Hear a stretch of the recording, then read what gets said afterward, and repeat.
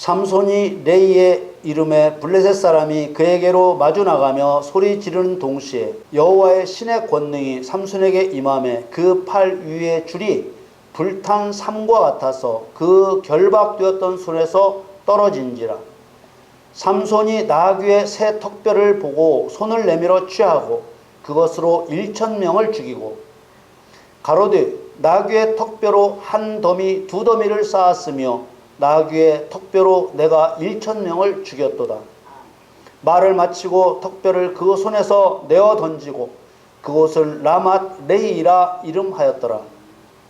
삼손이 심히 목마름으로 여호와께 부르짖어 가로되 주께서 종의 손으로 이 큰 구원을 베푸셨사오나 내가 이제 목말라 죽어서 할례 받지 못한 자의 손에 빠지겠나이다. 하나님이 레이의 한 우묵한 곳을 터치시니 물이 거기서 솟아나는지라. 삼손이 그것을 마시고 정신이 회복되어 소생하니 그러므로 그 샘 이름은 에낙고레라. 이 샘이 레이에 오늘까지 있더라. 아멘. 사랑하는 성도 여러분, 하나님과 사람은 창조주와 피조물의 관계입니다. 하나님께서는 자신의 필요, 자신의 만족을 위해 자기 구상과 자기 목적을 따라서 사람을 창조하셨습니다. 혹시라도 우리들의 생각 속에 하나님이 나를 위해 존재하신다는 생각이 조금이라도 들어있다면 깨끗이 털어내야 합니다. 어떤 사람은 사람의 죄를 용서하시려고 십자가에서 죽으신 예수님이 사람을 위해 죽으셨기 때문에 하나님이 사람을 위해 존재하신다고 말하는 사람이 있습니다.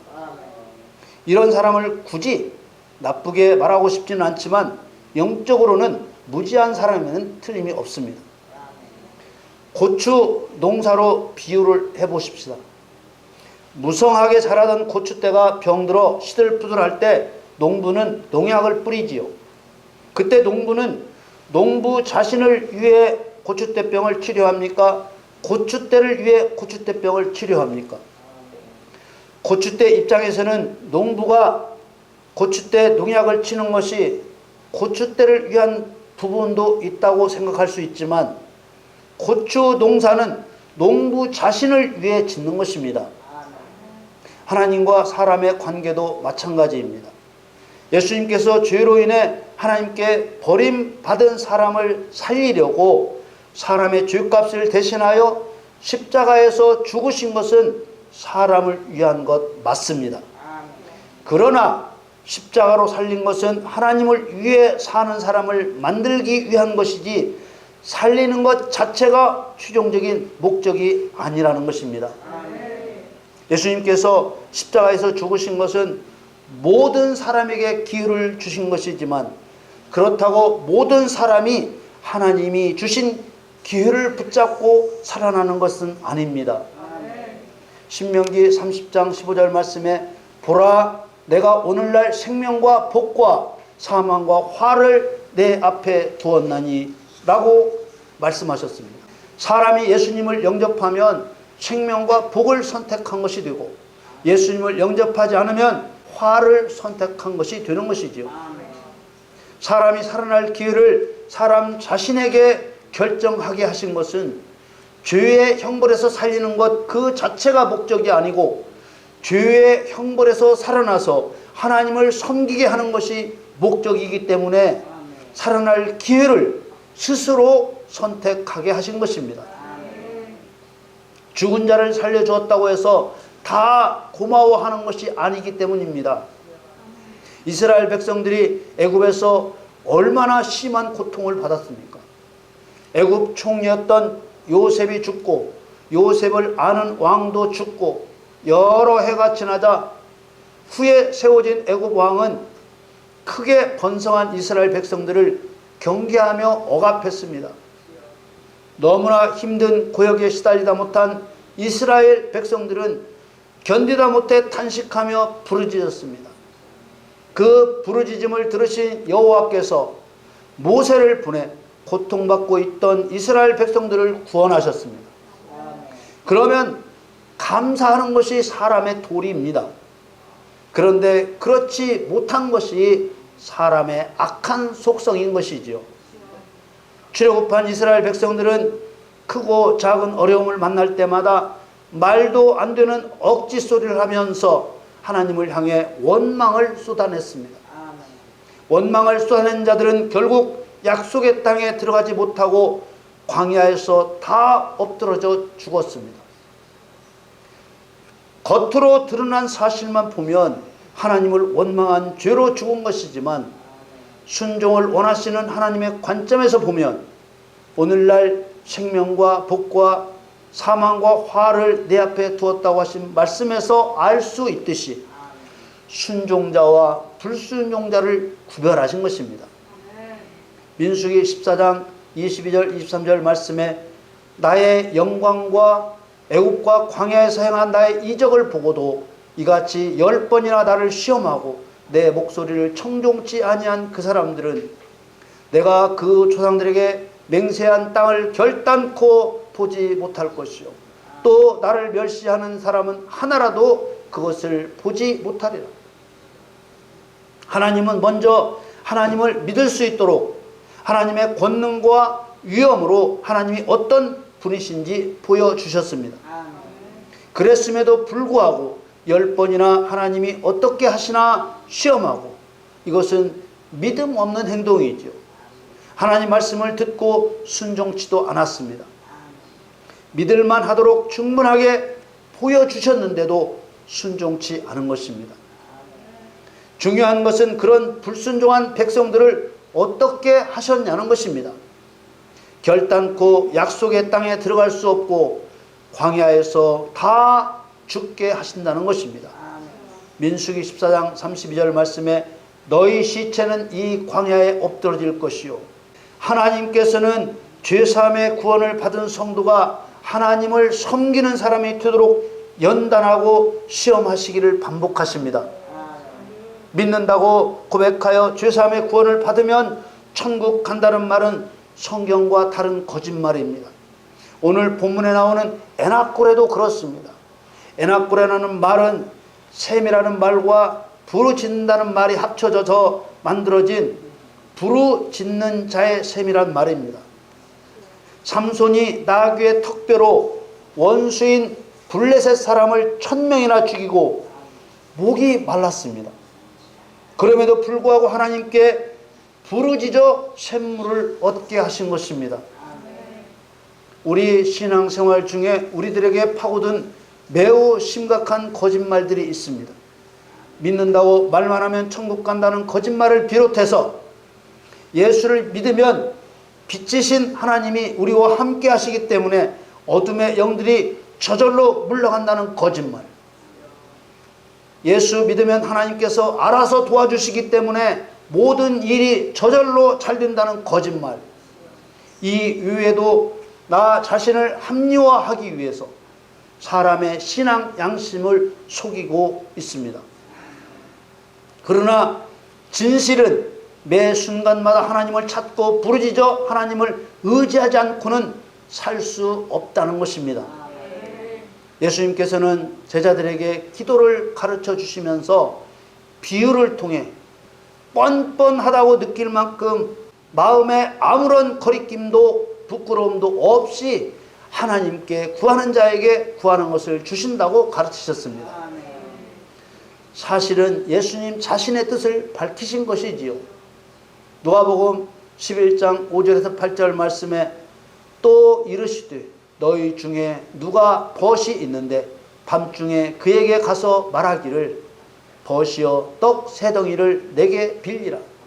내 벗이 여행 중에 내게 왔으나 내가 먹일 것이 없노라 하면, 친구가 여행 중에 친구를 찾아왔는데 저녁 12시가 넘은 한밤중에 먹을 것을 구했다는 것이죠. 7절에 저가 안에서 대답하여 이르되 나를 괴롭게 하지 말라. 문이 이미 닫혔고 아이들이 함께 나와 침소에 누웠으니 일어나 내게 줄 수가 없노라 하겠느냐. 8절 내가 너에게 말하노니 비록 벗됨을 인하여서는 일어나 주지 아니할지라도 그 강청함을 인하여 일어나 그 소용대로 주리라. 아무리 늦은 시간이라도 친구가 찾아와서 먹을 것을 구하는데 아이들과 함께 잠든 늦은 시간일지라도 어떻게 줄 수 없다고 하겠느냐고 하셨습니다. 그런데 예수님이 하시고 싶은 말씀의 핵심은 그 다음에 나오는 것이죠. 친구라는 관계 때문뿐이라면 거절할 수도 있겠지만은 강청함 때문에 줄 수밖에 없을 것이라고 하신 것입니다. 강청한다고 번역한 헬라말 아나이데이아는 부끄러움이 없는 뻔뻔스러운 그런 뜻입니다. 그러니까 염치 불구하고 졸라댄다 뭐 그런 의미로 쓰신 말씀이죠. 예수님께서 비유를 통해서 성도들이 예수님께 기도할 때 염치 불구하고 부끄러워하지 말고 구하라고 가르쳐 주고 계신 것입니다. 예수님께서 이렇게 비유를 들어 구하라고 말씀하시는 이유는 이렇게 구하면 주기로 정하셨기 때문입니다. 누가복음 11장 9절에서 13절 말씀에 내가 또 너희에게 이르노니 구하라 그러면 너희에게 주실 것이요 찾으라 그러면 찾을 것이요 문을 두드리라 그러면 너에게 열릴 것이니 구하는 이마다 받을 것이요 찾는 이가 찾을 것이요 두드리는 이에게 열릴 것이니라.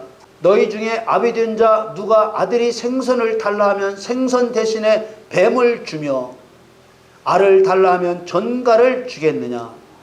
너희가 악할지라도 좋은 것을 자식에게 줄 줄 알거든 하물며 너희 천부께서 구하는 자에게 성령을 주시지 않겠느냐 하시니라. 구하라 그러면 너에게 주실 것이요 찾으라 그러면 찾을 것이요 두드리라 그러면 너에게 열릴 것이니 셋 다 그러면이라는 말이 들어있습니다. 구하고 찾고 두드리도록 모두 조건을 붙인 것입니다. 그런데 더 중요한 말씀이 13절에 나옵니다. 하물며 너희 천부께서 구하는 자에게 성령을 주시지 않겠느냐라고 하셨습니다. 성령을 주시지 않겠느냐고 하신 예수님의 의도를 우리는 잘 생각해야 합니다. 성령을 구하여 성령이 그 사람에게 임하시면 권능을 받게 된다고 말씀하셨습니다. 권능은 어디에 쓰라고 주시는 것입니까?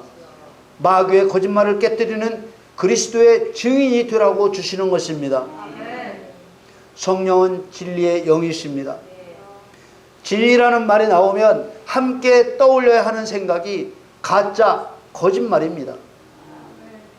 마귀는 하나님에 대한 진실을 가짜와 거짓말로 믿지 않는 자는 물론이거니와 믿는 자까지도 속이려고 합니다. 진리의 영이신 보혜사 성령께서는 성도에게 마귀의 거짓말에 대한 사건의 진상을 알게 하셔서 거꾸로 마귀의 거짓말을 깨뜨리도록 성도를 도우시는 것입니다. 그러므로 구하는 자에게 성령을 주시지 않겠느냐는 말씀은 생활의 필요를 구하는 그리스도인들의 보편적인 생각과는 달리 하나님이 주신 사명이 먼저요 삶의 중심이라는 사실을 증거하신 것입니다. 마태복음 6장 31절에 33절 말씀을 보면 그러므로 염려하여 이르기를 무엇을 먹을까 무엇을 마실까 무엇을 입을까 하지 말라. 이는 다 이방인들이 구하는 것이라. 너희 천부께서 이 모든 것이 너희에게 있어야 할 줄을 아시느니라. 너희는 먼저 그의 나라와 그의 의를 구하라. 그리하면 이 모든 것을 너희에게 더하시리라. 이방인은 성령을 구하지도 하나님의 나라와 의를 구하지도 않습니다.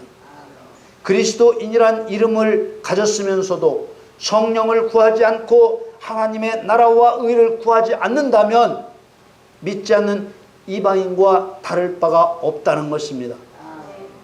앞에서 말씀드린 대로 부르짖는 자의 세밀한 의미의 에나코레를 하나님께서 터뜨려 주시는 것도 그렇습니다. 삼손이 원수 블레셋 사람 1000명을 죽였으면 목마름을 아시고 샘물을 주셔도 될 법한데 하나님께서는 그렇게 하지 않으시고 부르짖어 구하게 하셨습니다. 하나님께서 인색하고 야박해서 그러신 것이 아닙니다. 이긴 자 삼손의 입으로 하나님의 영광과 명성을 말하게 한 것입니다. 성경에서 본받을 만한 믿음으로 승리한 믿음의 선진들은 하나같이 하나님께서 이기게 하셨다고 말로써 하나님께 공을 돌렸습니다. 사사기 15장 오늘 본 말씀 전에 나오는 말씀들을 보면 삼손이 여우 300마리를 붙들어서 꼬리와 꼬리를 묶어서 묶은 곳에 횃불을 달아 유다 백성을 괴롭히는 블레셋 사람의 곡식 밭으로 몰아 곡식을 다 태워버렸습니다. 그러자 블레셋 사람들은 보복으로 유다의 성읍인 딥나에 사는 삼손의 장인과 아내를 불태워 죽였습니다. 그러자 삼손은 다시 블레셋을 보복하여 많은 블레셋 사람들을 무참히 죽였습니다. 그리고 유다의 에담에 있는 바위 사이에 숨었죠. 블레셋 사람들은 삼손을 죽이려고 군대를 출동시켜 유다에 진을 쳤습니다. 그러자 유다 사람 3,000명이 에담 바위 틈에 있는 삼손에게 몰려가 블레셋 사람이 유다를 관할하는 것을 정녕 모르느냐고 삼손을 책망하여 말했습니다. 유다 사람들은 자기의 동족이며 하나님이 세우신 사사인 삼손을 결박하여 블레셋 군대에 넘겨주겠다고 했습니다. 블레셋이 두려워 하나님을 배반하는 자기 동족 유다 사람들을 삼손은 사랑하여 너희는 나를 공격하지 말라고 말했습니다. 그러나 유다 사람들은 새 밧줄로 삼손을 결박하여 바위 틈에서 끌어냈습니다. 바위 반석이 무엇을 상징하는지 아시지요? 시편 18편 2절 말씀에 여호와는 나의 반석이시요 나의 요새시요 나를 건지시는 자시요 나의 하나님이시요 나의 피할 바위시요 나의 방패시요 나의 구원의 뿌리시요 나의 산성이시로다. 그렇습니다. 견고한 반석은 하나님을 상징적으로 표현하고 있습니다. 그러니까 하나님의 백성인 유다 백성들은 하나님과 함께 있는 하나님이 세우신 사사인 삼손을 결박하여 하나님에게서 끌어내 블레셋 사람들의 손에 넘겨주려고 하는 것입니다. 어떻게 이런 일이 있을 수 있는가? 하나님이 어떻게 하나님과 함께 있는 사람을 빼앗길 수 있는가? 그렇습니다. 하나님은 절대로 자기 백성을 빼앗기지 않습니다. 그러나 하나님이 하시는 모든 일은 양면성이 있습니다. 하나님께서는 삼손을 통해 두 가지 일을 동시에 드러내시며 성취하셨습니다. 예수님은 십자가에 못 박혀 죽으심으로 사단에게는 그리스도를 죽인 죄로 멸망의 형벌을 당하게 하고, 동시에 예수님을 십자가에 못 박게 한 유대인에게는 그들 안에 숨겨진 죄악을 드러나게 하셨습니다. 하나님께서는 삼손을 결박당한 채 적진인 블레셋 사람들에게 보내어 원수인 블레셋을 멸하고 하나님의 백성인 유다 백성들의 죄악을 드러내신 것입니다. 하나님은 실수나 실패가 없으신 분이십니다. 사사기 15장 오늘 본문 14절에서 16절 말씀에 삼손이 레이의 이름에 블레셋 사람이 그에게로 마주나가며 소리 지르는 동시에 여호와의 신의 권능이 삼손에게 임함에 그 팔 위의 줄이 불탄 삼과 같아서 그 결박되었던 손에서 떨어진지라. 삼손이 나귀의 새 턱뼈를 보고 손을 내밀어 취하고 그것으로 1,000명을 죽이고 가로되 나귀의 턱뼈로 한 더미 두 더미를 쌓았으며 나귀의 턱뼈로 내가 1,000명을 죽였도다. 하나님의 백성들인 유다 백성들은 블레셋이 두려워 삼손을 새 밧줄 두 겹으로 묶었지만 블레셋 사람 앞에서는 하나님의 권능으로 마치 불에 탄 새끼줄같이 삼손의 손에서 부스러기처럼 떨어져 나갔습니다. 그리고 삼손은 나귀의 새 턱뼈를 보고 그것을 취하여 그것으로 블레셋 사람 1,000명을 죽이고 나귀의 턱뼈로 블레셋 사람의 시체 두 더미를 쌓았다고 선포했습니다. 나귀의 턱뼈가 무엇이기에 칼과 창과 활보다 강력한 무기가 되었을까요? 삼손은 당연히 그리스도를 상징하는 모형이면서 동시에 그리스도인을 상징하는 모형입니다. 그리스도인의 공격 무기는 무엇입니까? 당연히 진리의 성령이 증거하시는 하나님의 말씀입니다. 나귀는 하나님께서 부정하다고 정한 짐승입니다. 부정한 짐승은 마귀의 상징인데 여기에서 나귀의 턱뼈는 혀와 마찬가지로 마귀에서 나온 말의 상징으로 쓰였습니다. 마귀는 거짓의 아비로 사람에게 거짓말하는 자입니다. 그러나 예수 그리스도 앞에서는 거짓말을 할 수가 없습니다. 귀신이 예수님을 만났을 때 했던 말입니다. 마가복음 1장 24절에 나사렛 예수여 우리가 당신과 무슨 상관이 있나이까? 우리를 멸하러 왔나이까? 나는 당신이 누구인 줄 아노니 하나님의 거룩한 자니이다. 마귀는 타락하기 전에 하늘에서 하나님과 함께한 자들이기 때문에 예수님이 하나님이심을 누구보다도 잘 압니다. 삼손에 들려진 나귀의 턱뼈, 마귀의 입에서 나온 말 그대로 심판을 받고 멸망을 당한 것입니다. 17절 말씀에 말을 마치고 턱뼈를 그 손에서 내어 던지고 그곳을 라맛 레이라 이름하였더라. 마귀는 항상 욕심과 거짓말 때문에 죄를 짓고 자기가 증거한 진실을 따라 형벌을 받아 멸망을 당합니다. 라맛 레이는 턱뼈의 언덕이라는 말입니다. 블레셋 사람의 시체가 언덕을 이룬 곳입니다. 삼손은 하나님의 권능으로 큰 공을 세웠습니다. 싸움을 마친 삼손은 목이 말랐습니다. 그러나 물이 없었습니다. 18절 말씀에 삼손이 심히 목마름으로 여호와께 부르짖어 가로되 주께서 종의 손으로 이 큰 구원을 베푸셨사오나 내가 이제 목말라 죽어서 할례 받지 못한 자의 손에 빠지겠나이다. 하나님은 하나님의 영광과 명성을 증명하려고 원수와 싸우는 성도를 위해 모든 것을 준비해 두시지만 구하지 않은 것을 주시지는 않습니다. 끝까지 하나님을 의지하게 하시는 것입니다. 하나님께서는 생명을 얻고 더 풍성히 얻게 하시지만 기도로 은혜의 보고를 열게 하시는 것입니다. 또 목마름을 통해 할례 받지 못한 원수를 끝까지 경계해야 한다는 것을 알게 하십니다. 우리는 성도를 세우시고 인도해 가시는 이런 하나님의 방법을 항상 인식하고 있어야 합니다. 알아서 주신다는 사상을 바꾸어야 하는 것입니다. 하나님께서는 성도를 위해 모든 것을 준비하시지만 기도로서 그것을 사용하게 하십니다. 우리가 영적 전쟁에서 끝까지 승리하기 위해서는 이런 영적 원리 안에서 살아가야 합니다. 삼손의 기도를 들으신 하나님께서는 승리한 그곳에 준비하신 샘을 터뜨려 주셨습니다. 19절 말씀에 하나님이 레이의 한 우묵한 곳을 터치시니 물이 거기서 솟아나오는지라 삼손이 그것을 마시고 정신이 회복되어 소생하니 그러므로 그 샘 이름은 에낙고레라. 이 샘이 레이에 오늘까지 있더라. 부르짖는 자의 샘인 에낙고레는 오늘날 교회 시대를 살아가는 우리에게 생수의 강과 같은 성령의 능력을 공급해 주시는 영적 원리를 가르쳐 줍니다. 사랑하는 성도 여러분, 매 순간마다 저는 하나님을 떠나서는 살 수 없다고 말과 행동으로 고백하십시다. 그렇게 할 때 하나님께서 어떻게 응답하시며 역사하시는지 경험하십시다. 에낙골에 부르짖는 자의 샘이 부르짖어 기도하시는 여러분의 생명 샘이 되기를 예수님의 이름으로 간절히 축원합니다.